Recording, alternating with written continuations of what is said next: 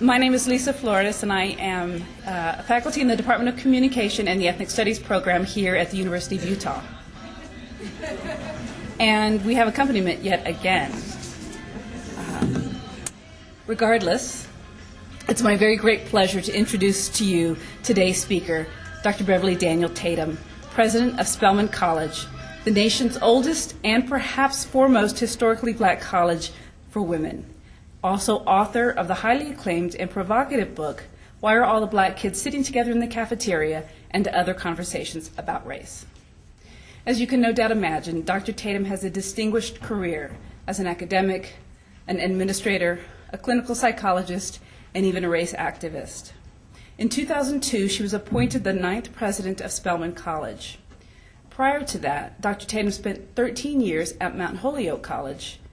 While there, she served as professor of psychology, as department chair, dean of the college, and as acting president. She has also held appointments at Westfield State College and the University of California, Santa Barbara. A clinical psychologist by training and in practice, Dr. Tatum received her Bachelor of Arts degree in psychology from Wesleyan University and her MA and PhD in clinical psychology, both from the University of Michigan. In addition, just recently in 2000, Dr. Tatum received a Master of Arts in Religious Studies from Hartford Seminary. Her career, as you can no doubt imagine, is rife with recognition of her impact.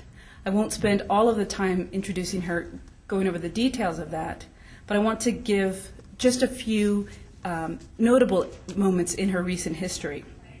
In 1998, she received the Book of the Year Award by the National Association of Multicultural Education. In 2003, she was named Public Sector of the Year by the Financial Women's Association. She is the author of another highly recognized and widely read book, Assimilation Blues, Black Families in White Communities, Who Succeeds and Why. She is a regular feature in national discussions on race, with presentations, for instance, on Oprah, NPR, CNN's Talkback Live, Fox's The O'Reilly Factor, and the Learning Channel's documentary called Understanding Race. She has been featured and/or she has provided commentary for the New York Times, Time Magazine, the Boston Globe, the Christian Science Monitor, and a number of regional and local newspapers. As you listen to her today, I think you'll understand why she has become such a crucial part of our nation's discussion, our nation's thinking, and indeed even our nation's acting on race. I suspect you'll understand why I identify Dr. Tatum as a race activist. For what Dr. Tatum brings to the conversation on race, among many, many other things, is a consistent and a persistent call for reflection, understanding, and ultimately for action. Dr. Tatum argues forcefully across much of her work for our recognition, all of our recognition, of our daily individual, collective, and institutional participation in racism. She mandates that we understand racism as just one of the many isms, along with sexism, classism, heterosexism, anti-Semitism, and others, and that we model our lives to fight all of them at once. She argues that if we as a society are to build a just society, we must understand and respond to the wide range of isms. She both asks for and models a response. In her work, Dr. Tatum notes, for instance, that there is no neutral position on race or racism. There is no neutral moment in the fight for justice. If we as individuals, as members of communities, members of schools and other institutions, are not, at every moment of our lives, she argues, actively, deliberately working to end racism, then we're perpetrating racism. Moreover, she identifies how we, even as individuals working alone, can and should make change. By constantly building and extending what she calls our sphere of influence, or the places in our own lives where we can make change, we practice anti-racism. And in Dr. Tatum's life, she follows her words.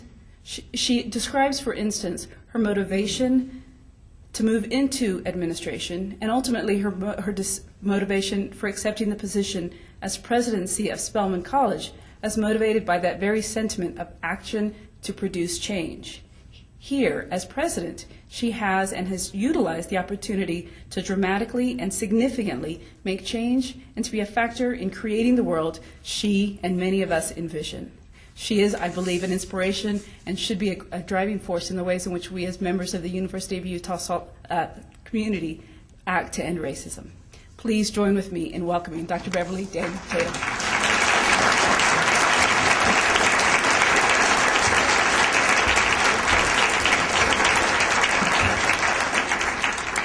Thank you very much for that wonderful introduction. I have to say, it's one of the nicest ones I've had in a long time, and I very much appreciate that. And I am delighted to be here at the University of Utah, and thank you all for coming. I understand that not long ago, Angela Davis was here, just a few days ago. And I want to just share a Angela Davis moment with you, if I could. I first heard Angela Davis speak myself when I was a graduating college senior at Wesleyan University, which was in the fall of 1974, which is, just speaks to the longevity of Angela Davis. But at the time, she had just written her autobiography.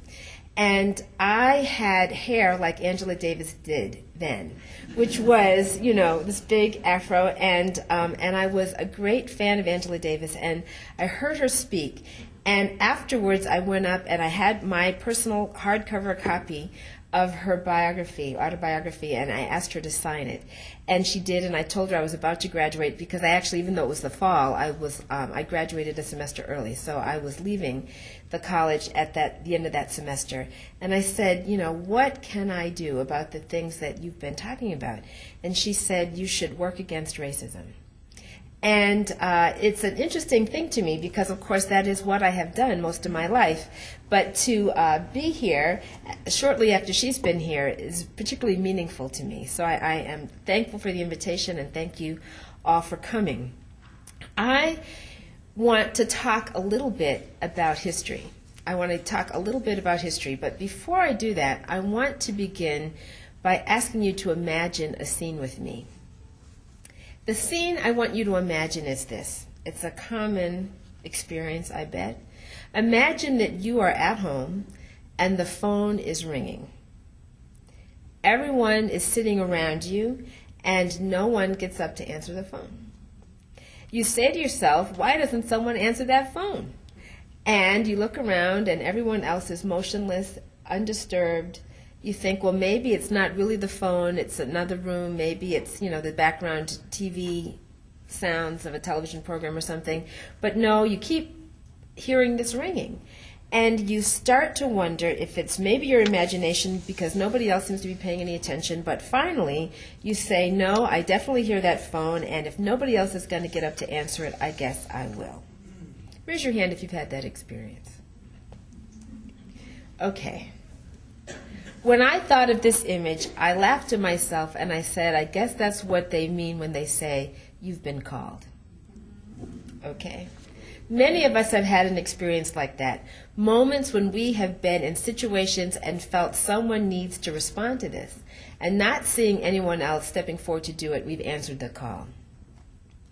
The call that I've answered in my own life has been to teach about racism. I started teaching my course on the psychology of racism in 1980. And I was right out of graduate school. I was living in California. I was actually at the University of California, Santa Barbara, when I was asked to teach a class on the psychology. The class was called Group Exploration of Racism. And I was someone who was studying racial identity and racial socialization of black children who'd been raised in predominantly white communities. That was my dissertation topic, but I had not ever taught a course on group exploration of racism, but nobody else in the department wanted to do it. I was teaching part-time in the African American Studies department at UCSB, and so the chair of the department said, will you do it? And I said, well, sure, I guess I could. And I took it up. And I was 25 years old at the time and really didn't know what I was doing. There's some graduate students in this room. I was I was ABD, as they say, all but dissertation. And I was a brand new instructor, and I took on this course. Somebody left behind some syllabi, and I put together this course, and I taught it. And at the end of the course, the students in my class, most of whom were white, it was racially mixed class, but UC Santa Barbara has a small population of color. Certainly at that time it was pretty small. And they filled out the evaluations, and they said things like, "This course changed my life. Everyone at the university should take this class. Why did I have to wait till I was a senior or a junior in college to talk about these issues?" This was the kind of feedback I got. And as a 25-year-old, almost PhD, I was really taken with the impact that the course had in people's lives and thought, I ought to keep teaching this class. It was kind of like, the phone is ringing, maybe I should answer it. And I did continue to teach that class.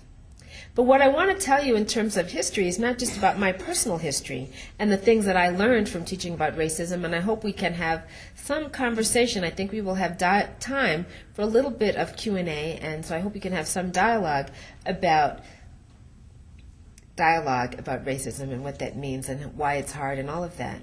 But the history I want to talk to you about is about another 25-year-old, and that 25-year-old is Martin Luther King Jr.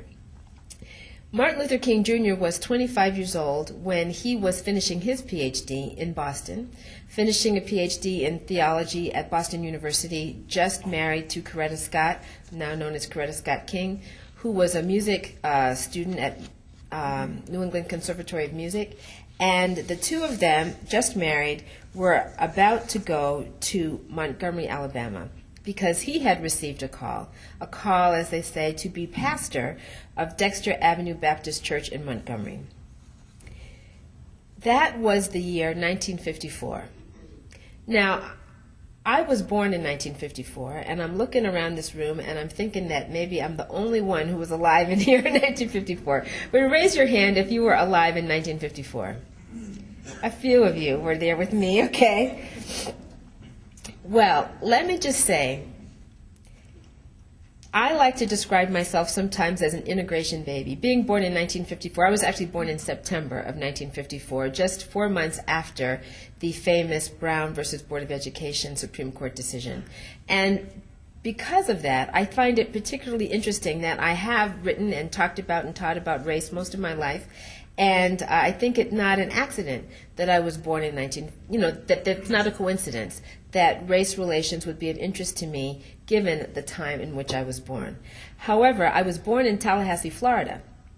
And my parents were educators. My mom became a public school teacher, but my father was a professor at Florida A&M in Tallahassee, Florida at the time of my birth.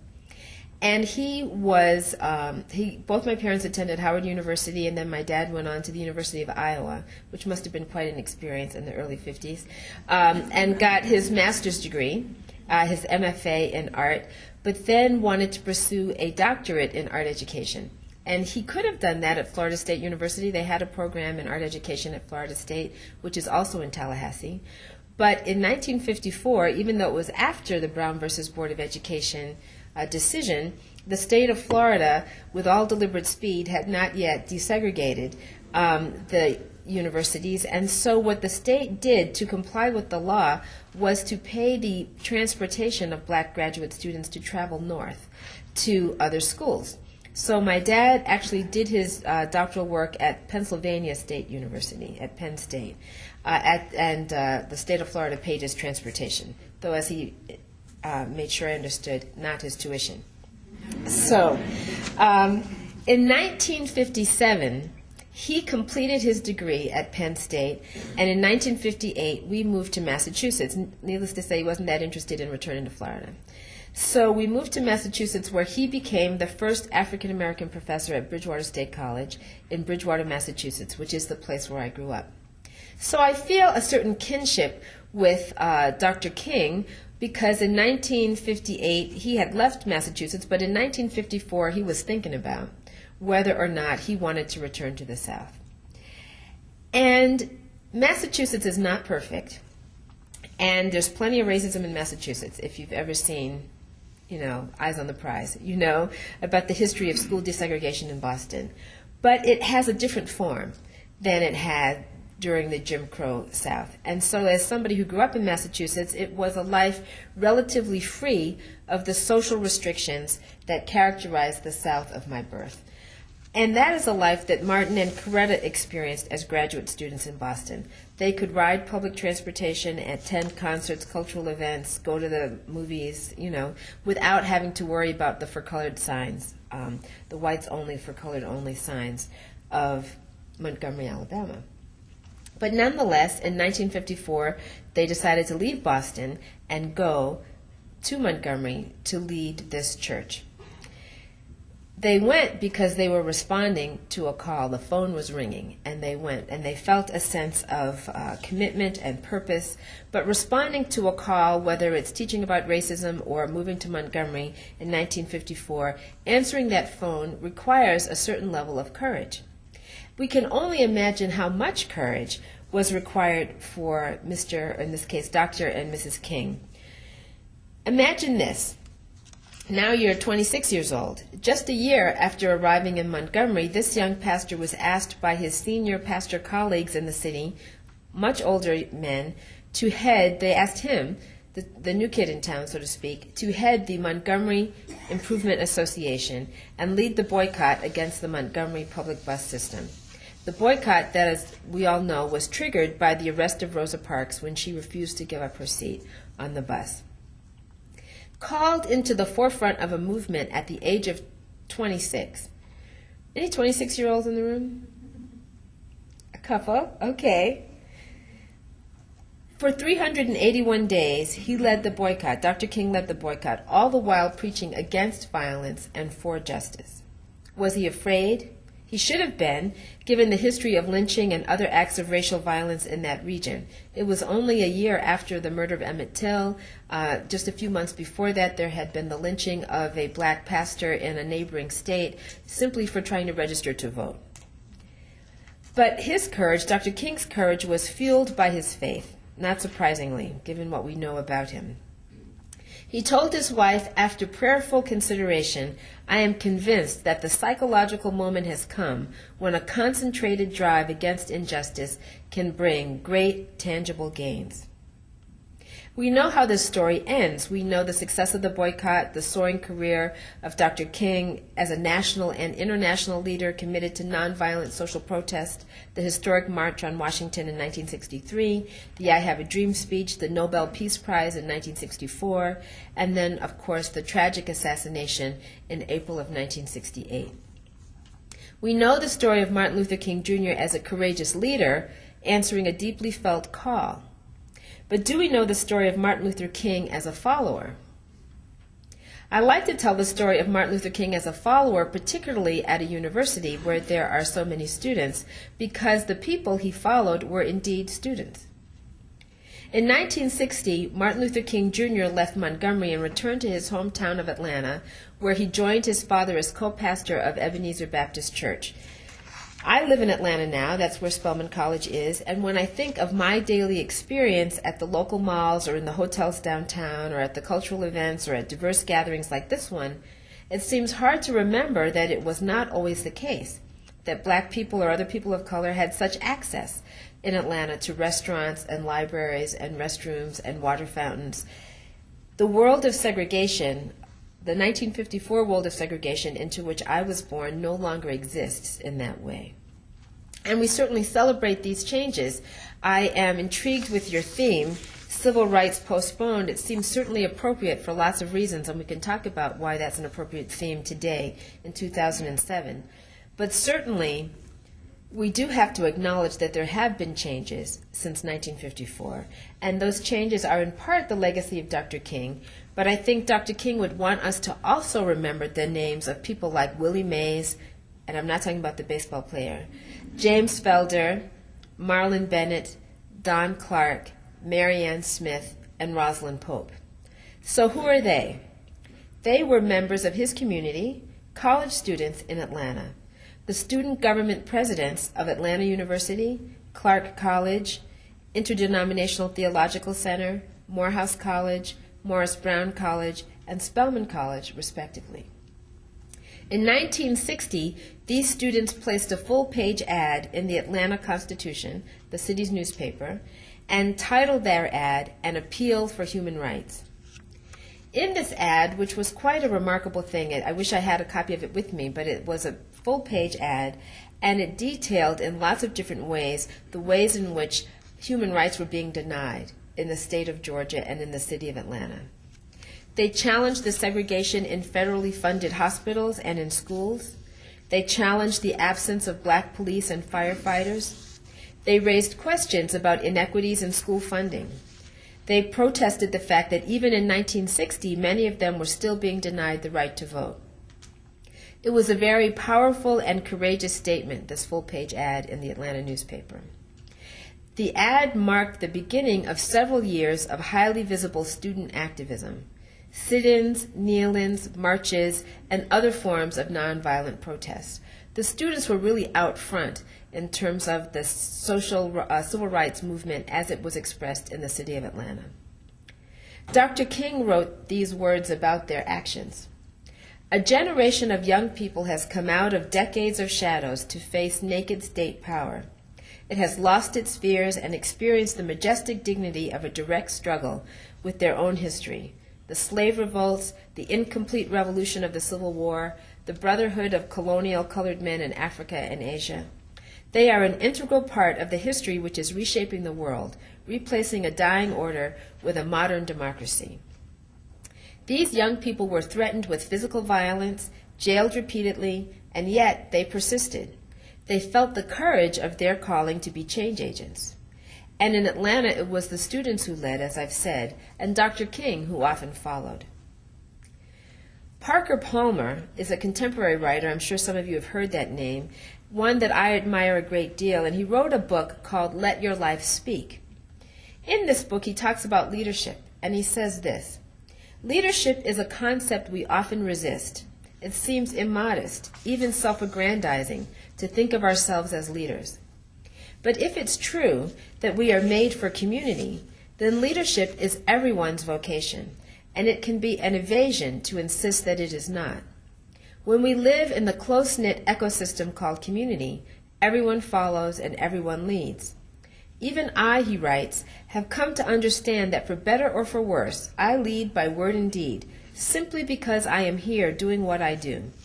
If you are also here doing what you do, then you also exercise leadership of some sort. Dr. King was part of a community, as we all are, and in that community he was both a leader and a follower. And I think particularly as we approach the holiday, Martin Luther King's birthday, celebrating that holiday, sometimes as we rightly remember the inspiring words and the incredible deeds of an extraordinary genius as Dr. King was, in the process we wrongly forget the extraordinary courage of ordinary people, young and old, who changed the society forever for the better. We need to remember that it was not just superheroes like Dr. Martin Luther King Jr. that brought about these changes. It was extraordinary, ordinary people, extraordinary, ordinary young people who made these changes happen. And 53 years after Brown versus Board of Education, 40-plus years after the Civil Rights Act of 1964 and the Voting Rights Act of 1965, we still have work to do. In fact, some of that work is being undone as we speak. Certainly, as we think about Brown versus Board of Education, we know that today public schools across the nation are more segregated than they were 30 years ago. That the peak of school desegregation happened in the 70s, and it's been pretty much backward movement since then. It is ironic that it is the Department of Education that has sided with the plaintiffs in the Supreme Court case against those communities that have voluntarily integrated their schools, forcing, assuming that the Supreme Court rules in the favor of the plaintiffs, forcing those schools to abandon successful school desegregation programs. Needless to say, there is a lot of work to do, and we can't wait for another superhero, another Dr. King. We need the courage of ordinary people to continue the quest for the beloved community that Dr. King envisioned, a community that includes everyone, that is inclusive, but he wasn't only talking about inclusion and tolerance to make people feel better. He was also talking about access to opportunity, access to the principles of life, liberty, and the pursuit of happiness. Those students in 1960 challenged the segregation in federally funded hospitals. We, and I'm sure Angela Davis talked about the work we have to do, but we have to challenge the continuing reality of health disparities and access to health insurance and quality health care. Those students in 1960 challenged legalized segregation in schools. We still have to challenge inequities in school funding and access to educational opportunity, particularly if we want to remain globally competitive and to educate all of our nation. Those students challenged the absence of black police and firefighters. We still have to raise questions about racial disparities in sentencing and other injustices in our criminal justice system. Those students in 1960 demanded the right to vote. We know from recent experience in our country that the right to vote still has not been guaranteed. In my own state of Georgia, it is increasingly difficult to get voter identification cards, which are now being required, to be able to vote at the polls. Dr. King spoke about poverty and peace. We still live in a time of want and war. It is true that in the last 50 years the world has changed, but clearly it is also true that the world still needs changing.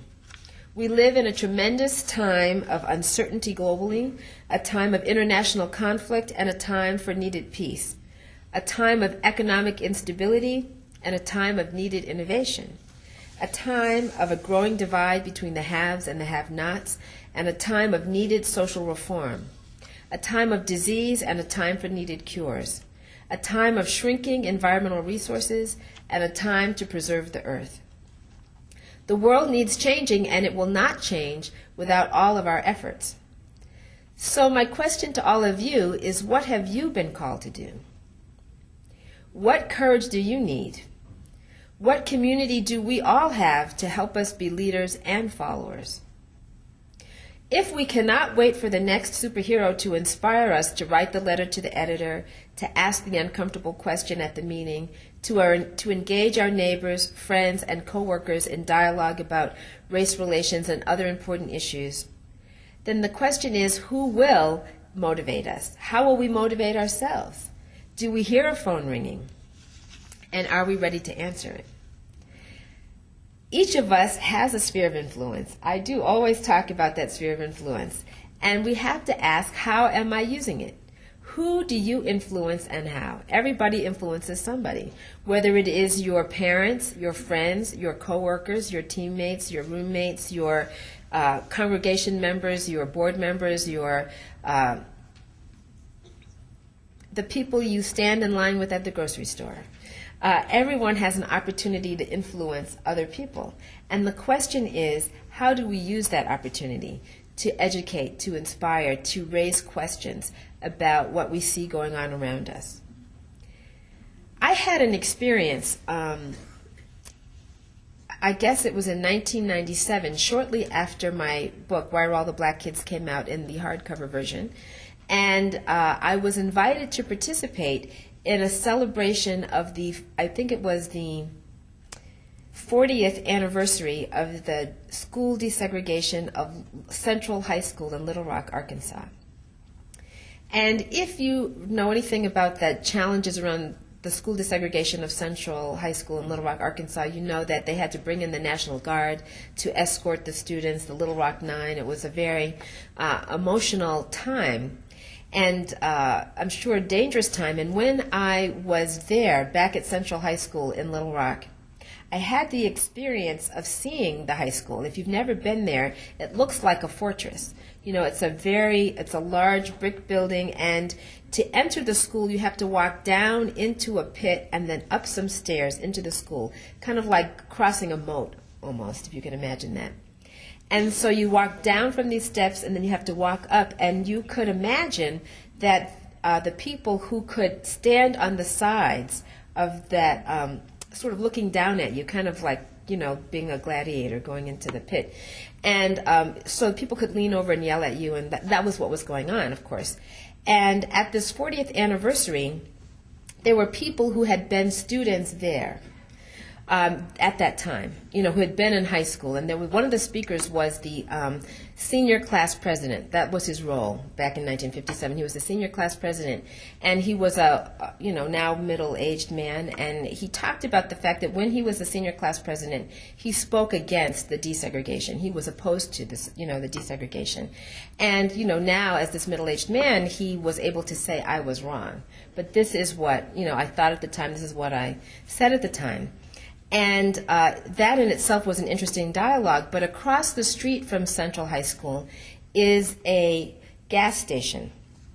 And it's a mobile gas station. And if you are old enough to remember, the mobile gas station used to have this winged Pegasus as its symbol. Now it's ExxonMobil, and I don't know what the symbol is. But they had this winged Pegasus, and that gas station was there in 1957, and it's been turned into a museum about the desegregation of Central High School. It still looks like a gas station from the 1950s, but when you enter it, it's a museum, and they have videotape and photographs and all this memorabilia from that time. Well, this weekend that they were celebrating the 40th anniversary, this museum was just being opened for the first time. And so we had a chance to go through it. And as I was walking through, I was walking behind an older white man. He looked like he was, in his 60s, maybe older. But he was walking with a woman who I assumed was his wife. And they were walking through, looking at all the pictures and stuff. And then there was, at the very end of the exhibit, there was a video presentation where some of the Little Rock Nine and other people were talking about what it was like for them when they were in the high school. And this man started to cry. I was, behind him as moving through the museum, and he started to just weep. And I tried to imagine why he was crying, what memories it was evoking for him. And I tried to imagine what he was doing in 1957. And I don't know, he could have very well been one of the National Guardsmen trying to protect the students. But it led me to think of this question. 50 years from now, what will people say about what we were doing? When we look back 50 years from now, and I plan to still be here, but some of us will still be here. If I'm not, some of you will be here. And when you look back 50 years from now, thinking about the social issues that are relevant and important today, what will people say? What will you say yourself that you were doing? What phones were ringing, and did you answer them or did you not? And if you answered them, what did you say when you picked up the phone? That is the question I think we all have to ask ourselves. How will the world be different in the next 50 years because of our actions today? Those who came before us risked their own discomfort to make a difference. Each of us must ask, how have I stepped beyond my comfort zone to leave the world a better place for the next generation? As Gandhi said, one of Dr. King's sources of inspiration, we must be the change we want to see in the world. The phone is ringing. It is our turn to answer it. On March 31st, 1968, Dr. King gave his last Sunday morning speech before his assassination. He gave that speech at the National Cathedral in Washington, D.C. This is what he said to his audience, and I would like to conclude on this weekend, on the eve of Martin Luther King's birthday, I would like to conclude with this charge, his charge. He said to his audience, "Let me close by saying that we have difficult days ahead in the struggle for justice and peace. But I will not yield to a politic of despair. I'm going to maintain hope. This time we will really confront a Goliath. God grant that we will be that David of truth set out against the Goliath of injustice, the Goliath of neglect, the Goliath of refusing to deal with the problems, and go on with the determination to make America the truly great America that it is called to be. God grant that we will be participants in this newness and this magnificent development.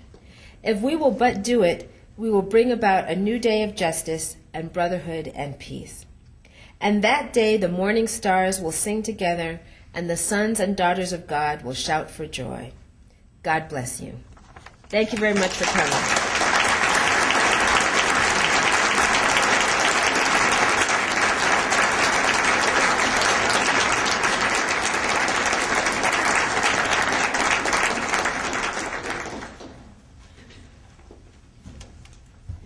have been advised that we have a little time, about 5 or 10 minutes, and so there is an opportunity to ask a question or two, or to, yes?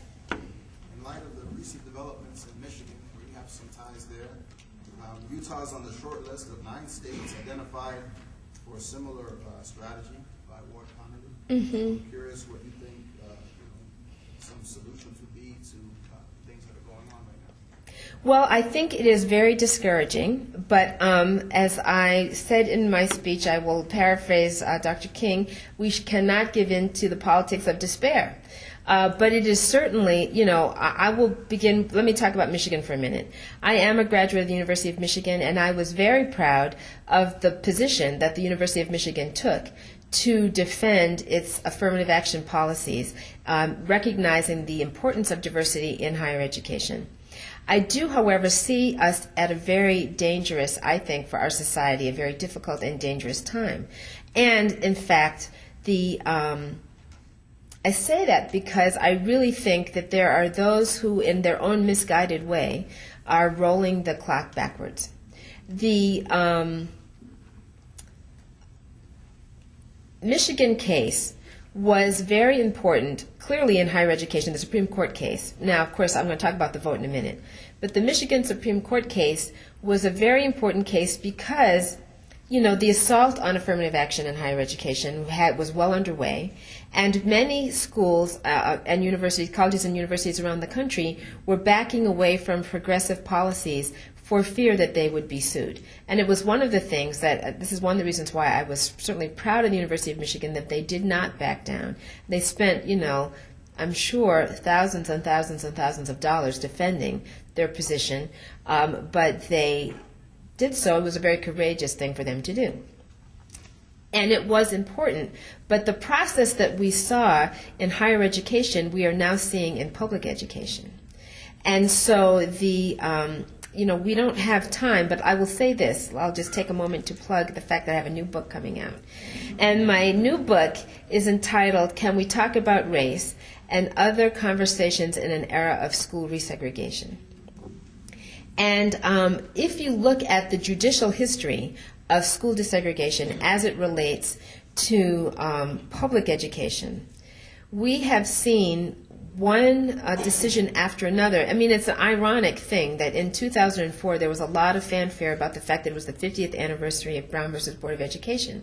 But Brown versus Board of Education has all but been reversed by a series of Supreme Court decisions over time, really beginning with President Nixon's tenure. When President Nixon had the opportunity to appoint Supreme Court justices, one of the things that he chose to do was to choose justices who he felt would oppose school busing. In fact, he had these tapes in his office, and one of the things that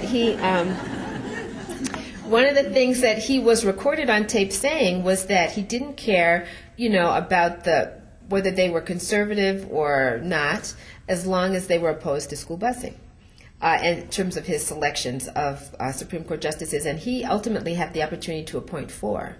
And one of the first cases that came up after the appointment of those 4 justices was a Michigan case known as the Milliken case. And this was a case in the late, I want to say mid-70s, that involved school busing. And, if you have a history of residential segregation, so this is a Michigan case, another Michigan case, an earlier Michigan case, if you have a history of residential segregation, it's going to be difficult to desegregate the schools without crossing district lines. And there are, of course, Detroit is the major city, but there are a ring of suburbs around Detroit that had racial covenants in there, that prevented black families from moving in, buying property, moving into those communities. So surprise, surprise, they're white communities, right? So so if you have a largely black school district, as you had in Detroit, and you want to desegregate those schools, the only way to do it is to involve the suburban communities. And the Milliken case basically had to do with the fact that schools were, the suburban school districts said, why should the children of our districts have to be involved in the desegregation of that city's schools? And the Supreme Court ruled that they don't. And so they basically said you can't have busing across district lines. So Detroit, you can desegregate your schools if you want to, but you can't involve those other school districts. Which in essence said you can't desegregate urban communities because you don't have enough white students to do so. Or it also said to the white population, if I move out of the city, I don't have to participate. So you got a lot of white flight, and that was the beginning of the process of resegregation. This is a long response to your question. But to just rewind before Nixon, the president before Nixon was President Johnson, right? Lyndon Baines Johnson. And during Lyndon Johnson's tenure, one of the things that he did was to say, if you don't desegregate, you're not going to be able to access Department of Education funds, right? So during President Johnson's tenure, there was dramatic and rapid desegregation of Southern schools. And something like, 98% of black students attended segregated schools in the South before President Johnson's tenure. And within a 4-year period, that number had dropped to about 25%. So it was quite dramatic. So this is to say, school busing, as controversial as it had been effective in some communities. But the Milliken decision really was sort of opened the door to unravel that progress. A subsequent decision was the Oklahoma decision, and I'm just, fast forwarding now. The Oklahoma decision was in 1991, and the Oklahoma decision had to do with this. If you have had a history of school segregation, and if you have been court ordered by, your district court to desegregate, and you have a busing program and you do other things, how long do you have to keep reporting to that judge before you can say, we've solved our problem, leave us alone?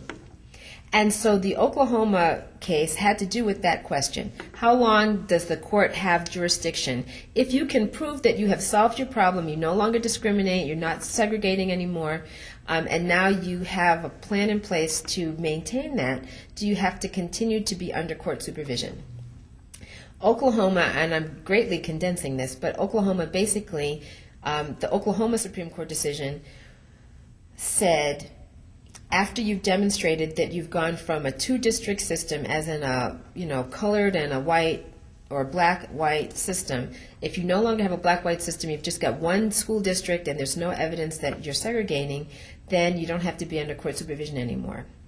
Well, what that has meant is that districts all over the country that have demonstrated that at least for a little while they stopped segregating have been released from court supervision, and perhaps not surprisingly, they are now going back to their old pattern of neighborhood schools. Well, neighborhood schools are not by law discriminating, but if you have a pattern of residential segregation in your community that has been unbroken, neighborhood schools means you are returning to segregated schools. So all over the country, there have been schools returning. So now we have a situation where there have been some school districts, Seattle is one of them, Seattle is the case, one of the school districts involved in the current Supreme Court case, that have said, because of the housing patterns in our community, our schools are not legally segregated, but, de facto segregation, and we want to do something about that. So we're going to have magnet schools. We're going to put special programs in these neighborhoods to encourage cross-town travel, and that will encourage our schools to be multi-racial and will encourage the kind of diversity we think is important for young people to experience in the 21st century. And however, if you want to maintain that kind of diversity, you have to do what the University of Michigan was doing, which is count. You have to not necessarily establish quotas, but how will you know you're achieving your goals? It's like trying to lose weight. How do you know if you are, how will you know you're achieving your goal if you don't periodically weigh yourself?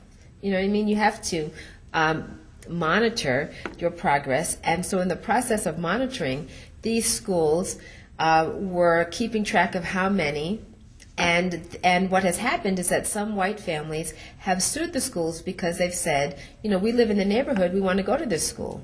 And the schools have said, well, because we've got this plan in terms of trying to diversify, if we let all the neighborhood kids come, there won't be room for the other kids and we won't have diversity. And so that's the case, that's the essence of the case that is happening now.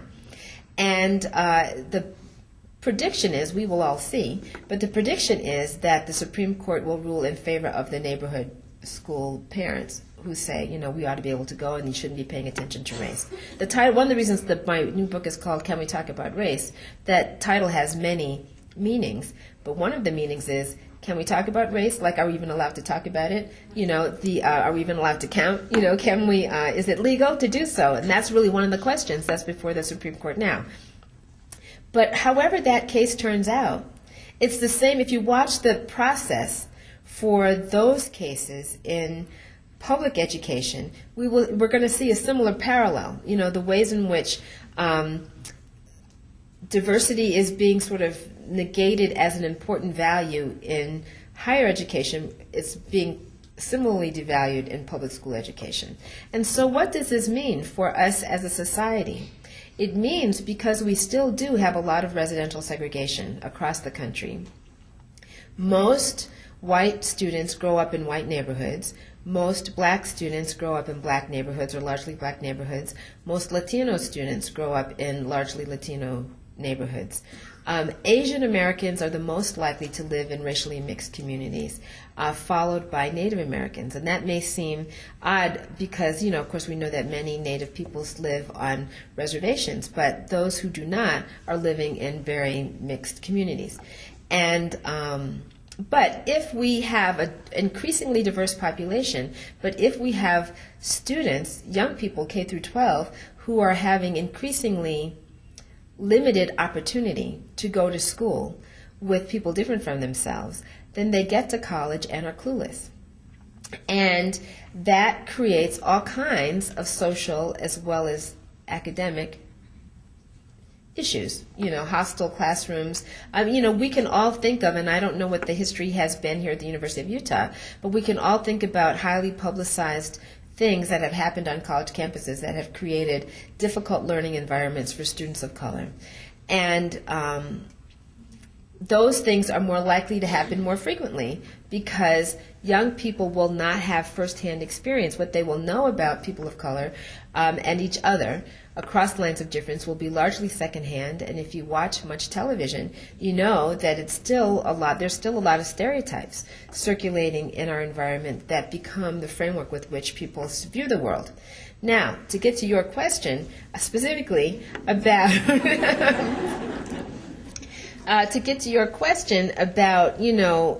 what is wrong or what's the risk. I mean, you can see this progress through these states, California, Texas, Michigan. I think that those of us who are concerned about this need to do a much better job in telling why it's a problem. I think that many people, if you say to someone, do you think we should pay attention to race when we're admitting students? There are a lot of people who, or if you say, do you think we should live in a colorblind society? There are a lot of people who say, yeah, I think that sounds good, live in a colorblind society. But you need to have the context of, well, if we don't pay attention to race and if we don't do anything about, changing the way our neighborhoods are structured, your child is going to grow up in an environment where he or she does not learn to deal with people different from themselves. Is that what you had in mind? I think you have to talk about the implications of the question. Maybe some people will answer the question and say, yes, that is what I had in mind. In which case, you need to say, well, do you understand how that's going to disadvantage them in the workplace? Do you understand that there are companies that won't hire people like that? Do you understand that there are people who, blow their careers because they can't engage across lines of difference very effectively? And there are a lot of people in a global environment who are learning how to do that, and your child is going to be at a significant disadvantage. I think we have to really help people understand the implications of these votes. And I don't think, unfortunately, in Michigan and perhaps in other places, the case has been made well enough. But I think it is an unfortunate thing if it continues. We will all have to ask the question 50 years from now, what did we do to make it better? Yes. Will you share with us your views on the immigration crisis that our nation faces today? Well, certainly we have an immigration issue. I'm not sure it's a crisis. I mean, what I mean by that is that certainly there's a lot of dialogue about immigration. Immigration, you know, our country is a land of immigrants. Not all of us immigrated in the way that we think about it today. But, and certainly there are indigenous peoples here. And some of those who we describe as immigrants are indeed indigenous to this, this continent, this part of the world. However, so I guess my question is, I think that we need to look at the ways in which we are developing policy that is fair and equitable and not based on greed. I guess that's what I would say. I'm going to end at this point because it's 4:05 and my ride has just walked in, waving. As you may know, that I am here in Salt Lake City because I was invited to give a speech earlier today, and happy to be here as well. But I am traveling with 40 young women from Spelman College who are singing. The Spelman College Glee Club is in Salt Lake City and performing this evening at Westminster College at 7:30. And if you haven't heard about this, you would be well informed to show up because they are fabulous. But I have other things that I now need to do. But I thank you for your attention. I'm sorry I wasn't able to answer your question more fully, but there's much to say about it. There certainly is much to say about it. I thank you for your time and attention, and hope that you will answer the phone when you hear it ringing. Thank you very much.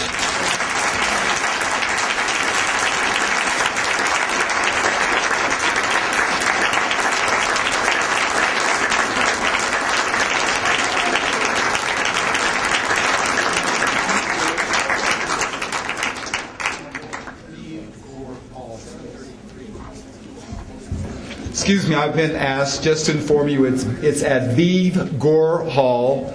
The event is free. If you do miss that, Calvary Baptist Church this Sunday will be hosting an interfaith service with the Spelman Glee Club. We invite you to come and join with us there. That event is also free.